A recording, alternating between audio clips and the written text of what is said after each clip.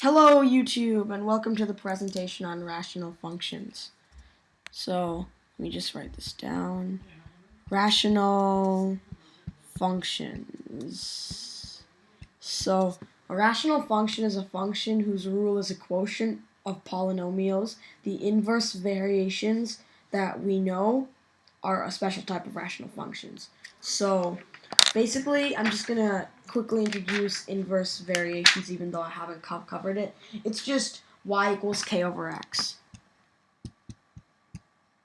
So that's basically just fractions. So I'm just going to give you examples.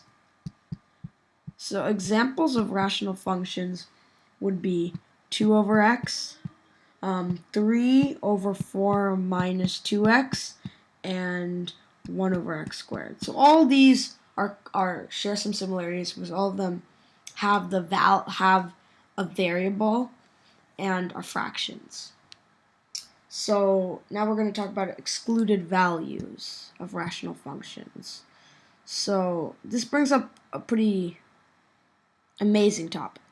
So what happened? Okay, so excluded, oh wait, I did that. Let me see. 1 second. Okay, so excluded values in this context mean that the denominator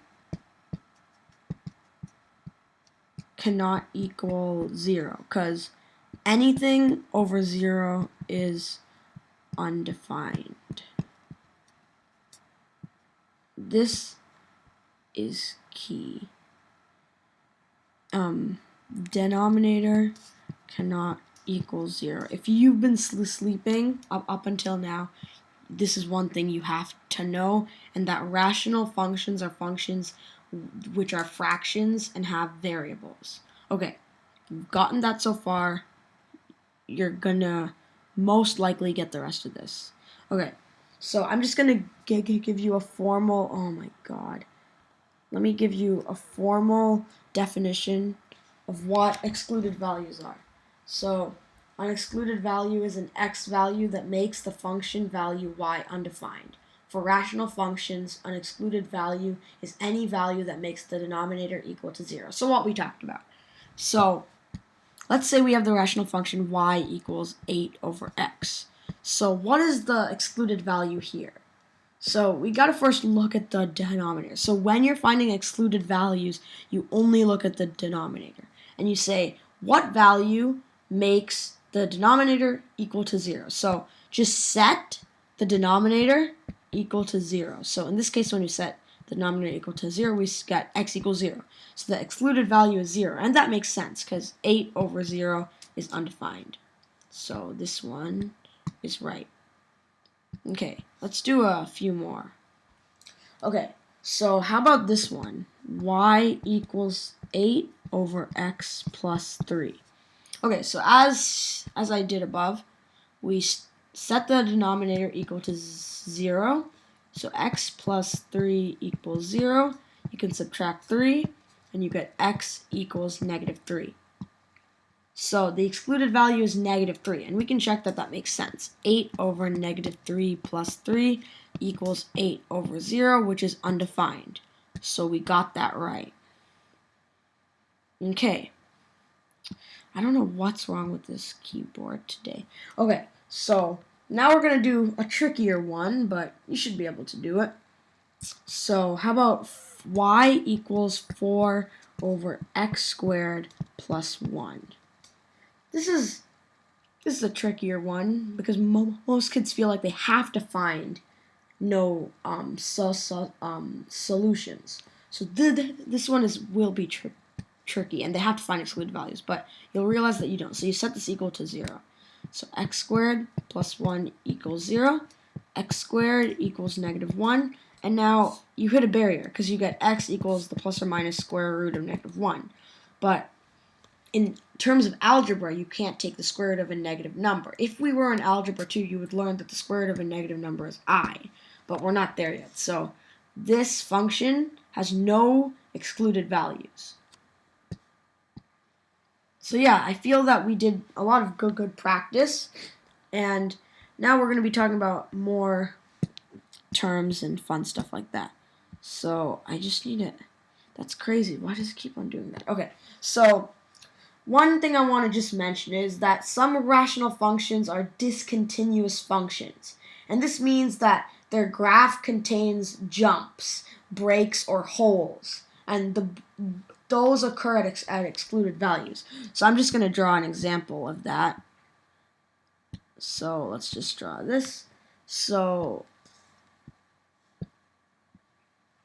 jumps. So the excluded value here is 0, because as you can see, this graph is going to approach z0, but it's never going to be able to hit z0 because at 0 it's undefined.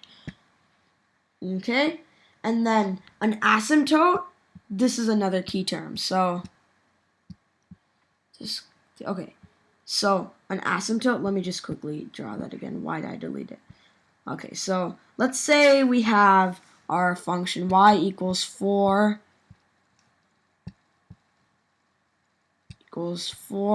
over x minus 1. So we solve the denominator, we get x cannot equal 1. So the asymptote in that case would be at 1, because x cannot equal 1. And now, to do this, I'm just going to assume which way the graph goes. I'm just going to plug in a test point. Let's say I plug in 5. Well, then this would be at 1. So the graph does go like this. So yeah, so this is what an asymptote is. It's something that a graph can never touch, even as you go closer and closer. Like say I got to 0.999, it would still be included. Say I got to 1.0001. We can try those out, and funny things will happen as we start getting closer and closer to that asymptote. Okay. So now another thing I'll mention is I'll just go over the form of a rational function. So the form is y equals a over x minus b plus c. So this is your horizontal asymptote, and b is assuming that there's no term here. B is going to be your vertical asymptote, and the horizontal asymptote is just the same thing, but it's another line that the equation will never touch. Okay. So now what we're going to do is I'm just going to do a quick equation. So let's say we have y equals 2 over 3x minus 10 minus 7. And we're asked to find all asymptotes. So we set the denominator equal to 0 and we get 3x minus 10 equals 0. 3x equals 10. X equals 10 thirds. And now to find all the vertical asymptote, it's very easy. It's just going to be negative 7. It's just the c term. So yeah, that's basically your asymptotes there and your basic rational functions. So hopefully that gave you a good introduction about rational expressions and functions. And then in the next video, I'm going to be talking about simplifying these rational expressions. Thank you for listening. As usual, rate, comment, subscribe, and like. And of course, share. Okay, thank you for watching.